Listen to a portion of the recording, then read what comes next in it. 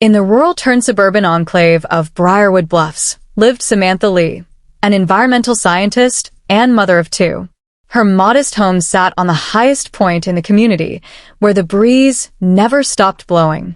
So, naturally, she installed a sleek, quiet wind turbine in her backyard, reducing her energy bill by 70% and inspiring her neighbors. 6 months later, a letter arrived.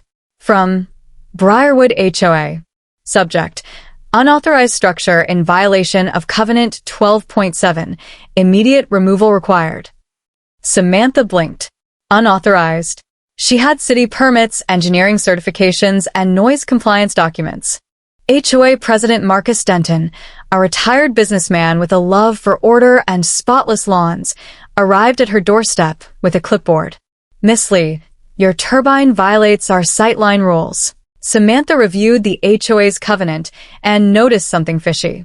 The sightline clause had been added just 3 months ago, quietly, without proper vote. It also prohibited wind structures over 4 feet, but allowed flagpoles and satellite dishes. Selective much. The neighborhood split. Some praised Samantha for her innovation. Others sided with the HOA, claiming the turbine was noisy, though no one could actually prove it. One neighbor told her, "You're just rocking the boat. This isn't the place for experiments." She responded calmly, "It's not an experiment. It's the future." Day 10 arrived. Samantha refused to take the turbine down. The next morning, a notice was posted on her garage. Fines accruing at $100 per day. Legal action pending. A former HOA treasurer, an elderly woman named Helen Strauss, approached Samantha discreetly. "I admire what you're doing," she whispered. "And if you want dirt, I suggest you look into how HOA funds have been used lately. Marcus has been writing checks to some very questionable contractors."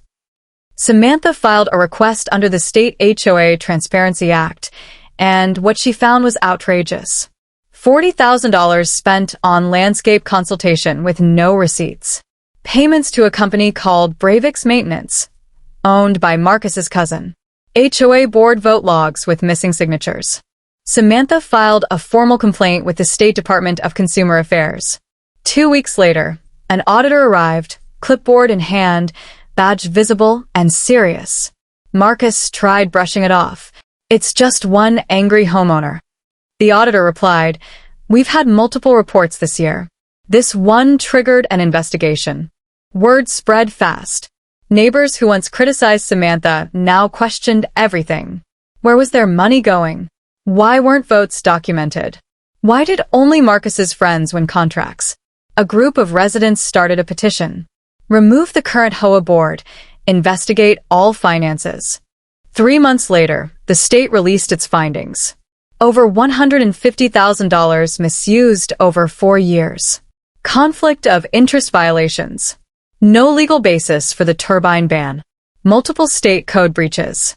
The state recommended full board dismissal and legal proceedings. Under the pressure of lawsuits, community rage, and state orders, Marcus Denton stepped down. The turbine? Officially deemed not in violation and protected under green energy provisions. Samantha didn't just win. She cleaned house. A new board was formed, one that embraced renewable energy and transparency. Samantha was elected chair of the Eco-Planning Committee. She helped 4 more homes install wind and solar systems, all legally protected. They tried to silence one woman's wind turbine. But instead, she sparked a storm of accountability that changed everything.